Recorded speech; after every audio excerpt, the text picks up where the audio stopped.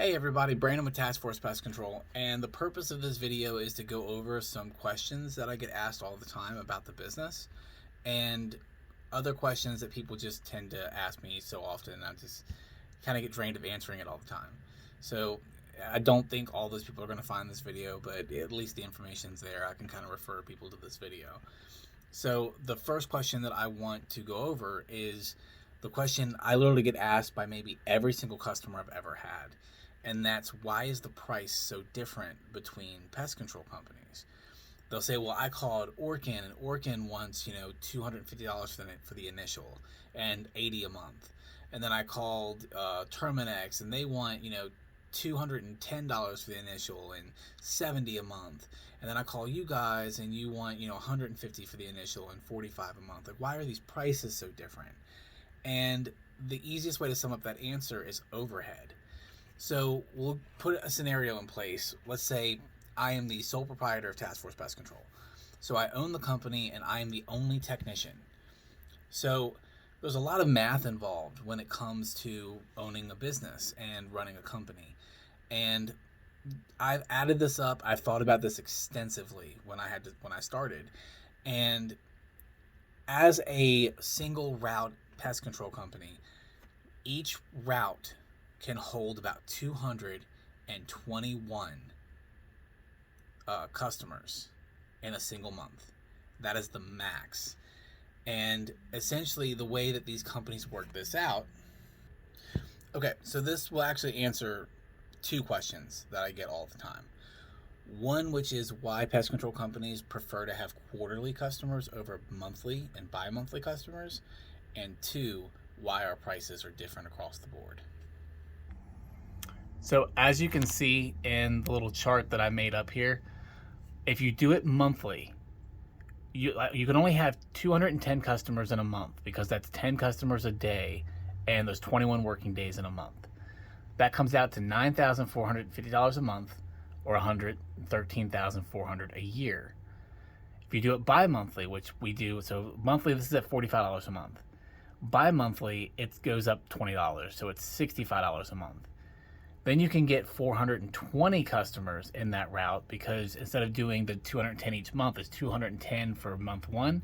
Then month two, it's a different 210. And then month three, it goes back to month one's customers, and it keeps going like that, which is $13,650 a month, or $163,800 a year.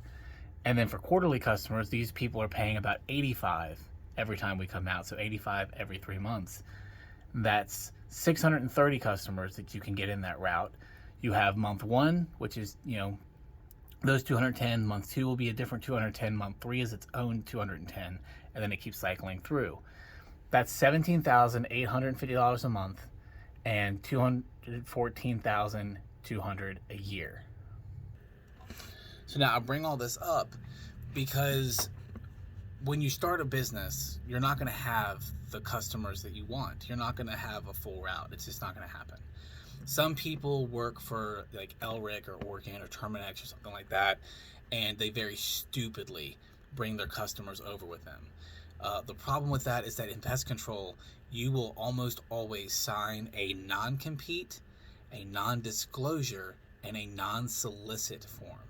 And what all of these mean, there are three kind of similar and very different things at the same time. So a non-disclosure prevents you from being able to talk about the practices and any proprietary information that you learned from that company. So you can't, for example, a perfect example of this, Orkin, they train you to learn how to handle pest routes. All that information on how they train you is considered proprietary. They have in the past gone after people for going to other companies and using Orkin's methods to get rid of pests because it's proprietary information. So that's the non-disclosure. The non-compete essentially means, and this is almost every pest control company, you signed a piece of paper that essentially says that if this doesn't work out for you and you decide that either you're going to leave this pest control company or they fire you, you can't work in pest control for a year. Most times it's a year. Sometimes it's 2 years after you've left that company. And usually it's very specific. It says you can't do it within a certain area of whatever route it was that you had, or from your office or something like that. I actually received a cease and desist from Orkin when I started my own company, because they tried to say that I couldn't start a company in my own area, blah blah blah. But it was past the 50-mile requirement of the clause that I signed. So I ended up getting really lucky with where I put my office. And the last one of those is going to be a non-solicit. What a non-solicit means is that you cannot sell your services or goods to customers that you know are customers from your previous company. So, again, if I work for Orkin and then I start my own company, I can't go to those Orkin customers and tell them, hey, I started my own pest control company, why don't you come on board and be my customer? Because it violates your non-solicit clause. And it's very hard to get customers when you're starting your own company, because the people who do know that you do good work would be your customers from your previous experience that you can't bring on board. So anyway, the reason why our prices vary so drastically is because if you're a small business and you're trying to get things off the ground and going, you might, if you're a single person business, you might have 60 or 70 customers within your first month or two. That's if you're very lucky and everything goes very well for you. So then you have to take those 60, 70 customers, and you somehow have to manage to make that work for you. So for example, if you have, let's say, 70 customers, you're probably going to want to do it monthly, because you want that monthly income. Even though it's less money overall in the long run, you don't have the customer base to make more money off of bi-monthly and quarterly services. So let's say they have 70 customers. Obviously, you're going to do that by 12, so it's 840 services within the year. And then you want to, let's see, that's 840. 840, we'll times that by 50. 42,000 a year is how much you'd be making, and that's rough. If you only charge $45 or $50 a month for the services that you're providing with that small customer base, you're not making enough money to run your company. It's not happening. You can barely pay yourself with that. Assuming you paid yourself a $35,000 salary, that only leaves you with $7,000 to run the business on, and that's nowhere near viable. So what they probably will end up having to do is you have those 840 services, and they might have to charge people $100 a month, which is $84,000 a year.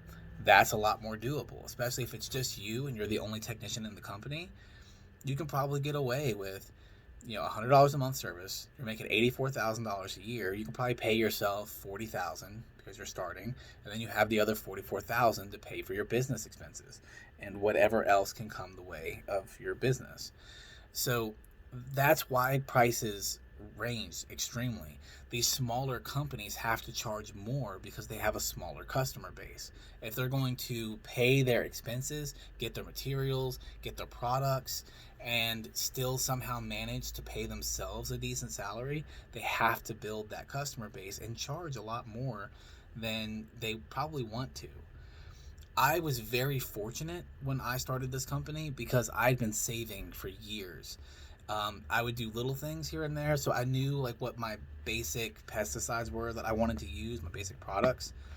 And whenever I would get paid, I'd set money aside. I might buy a bottle of one of the products I like, and I'll put that on the shelf and keep it there. And then the next month, I might buy 2 more bottles of a different product and put that up there and keep that to the side. And then I bought a truck that I could use as a personal vehicle, put magnets on, and use as a company vehicle if I needed to. So that when it came time for me to start my own business, go out on my own, I had this wealth of products that I'd been buying over the years. I had all the equipment and stuff I've been buying, pieces at a time over the years. And then I had a vehicle that I could use. And fortunately, from working through all the companies, by the time most of the customers that I had gotten to know really well and gotten to be very familiar with their pest control and their homes and things like that, I got lucky that they sought me out and became customers. And it was well after my non-compete and non-solicit had far expired by the time that those people started getting on board.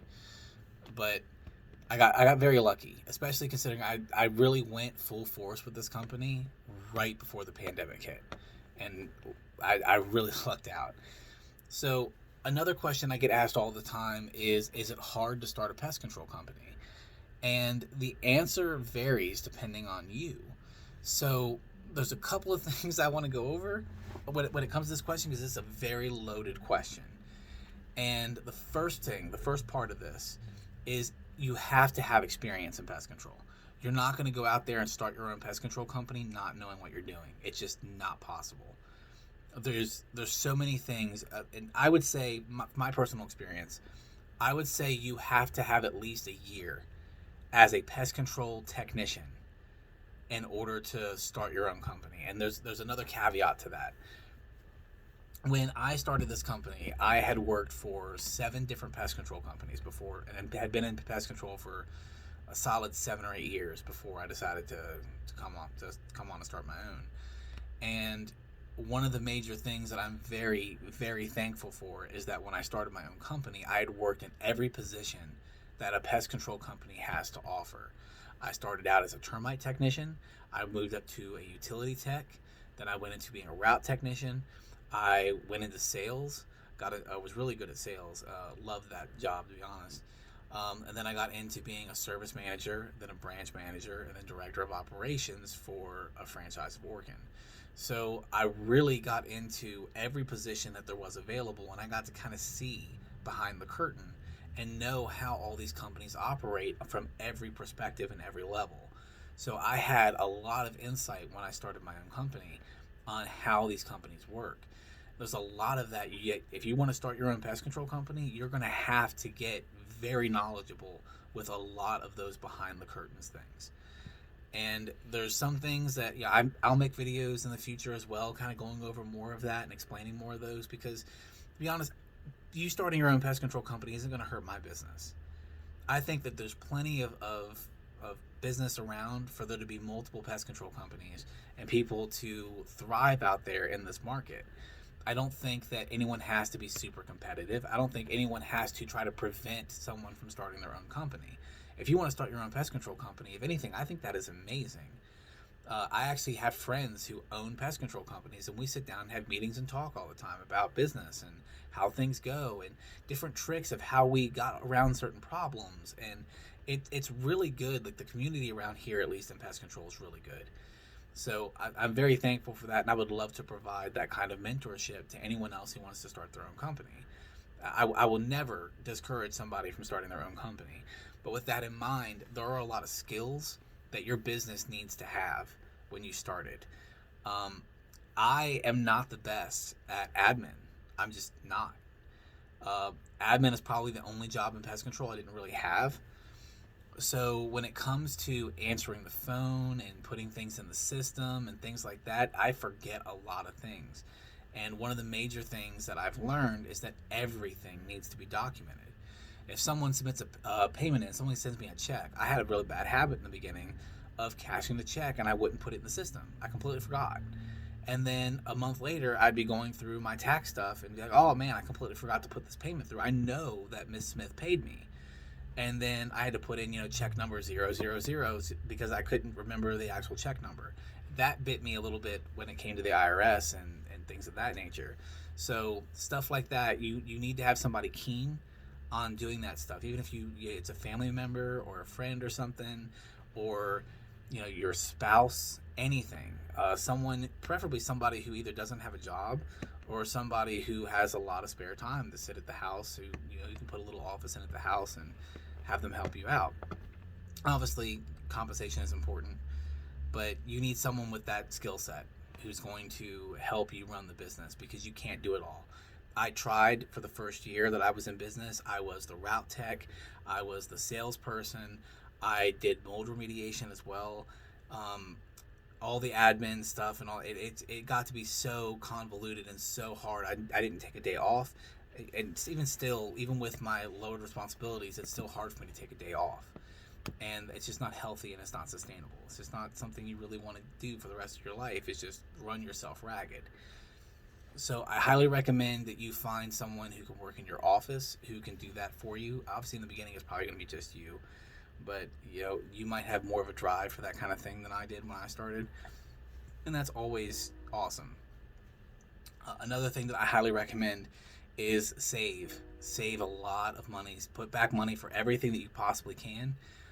This business as a whole is great in the summer months, especially if you get on with something like Angie's List or Home Advisor. Well, Home Advisor is owned by Angie's List now, or Thumbtack, or any of the lead generation services that you can find.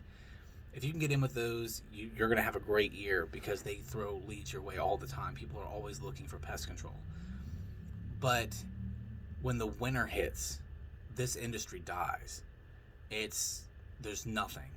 Once November, December rolls around, you probably won't see another pest control lead until March, April.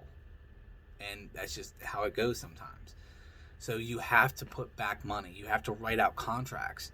When I first started, I didn't do contracts with a lot of my customer base. It was kind of I don't want to do jobs for you if you don't want me there. And so when people said, hey, I don't want you to come in the winter, I just said, yeah, that's fine. And then I had my first winter and realized how awful of an idea that was, because you run into this issue where as soon as November, December rolls around, you have no jobs and you have to rely on money that you have saved. So I tell everybody what you really want to do is put back 20% of everything you make. I call it a kitty. It's a musician term we always used in bands to have something in the back or something in an account somewhere so that in case something happens, you have the money. But I always put the money in that kitty account. And then, if something happens, your truck breaks down or you don't have business for a month or two, then you have that money to rely on and, keep yourself paid and fix anything that needs to be fixed. And the last thing I want to go over in this video is, because it's already kind of getting a little long, is how much it actually costs to start a pest control company. So I'm going to do some math and I'll be right back with you. Okay. This isn't a perfect calculation. This is just a roundabout. So you're probably going to need somewhere between $8,000 and $10,000 to start your own pest control company. And that's because, you got to account for the vehicle. You can probably find a truck out there for $2,000. It's not going to be the best, but it'll get you where you need to be. You're going to have to do some kind of branding. So you're going to need to get shirts made up. You're going to have to get something to put on your vehicle to identify it as a pest control vehicle. The law requires that in most states. You got to get licensed. You have to have insurance on the business in order to get licensed. So that probably runs, but depending on the company you find, it can run anywhere from like $1,000 to a couple $1,000s a year. You really need to get the products that you're going to need for your first few months, which could run you anywhere between a couple $100 to a couple $1,000s. There's a lot of things that are involved in this. I might do a list kind of breaking down those things later on to help people with that as well. But yeah, I love these questions. If you guys keep sending me these questions, keep being curious. I try to break down everything in the pest control industry as a whole and explain why things are the way they are, how we do certain things, and try to give the general public a decent understanding of what it is pest control does.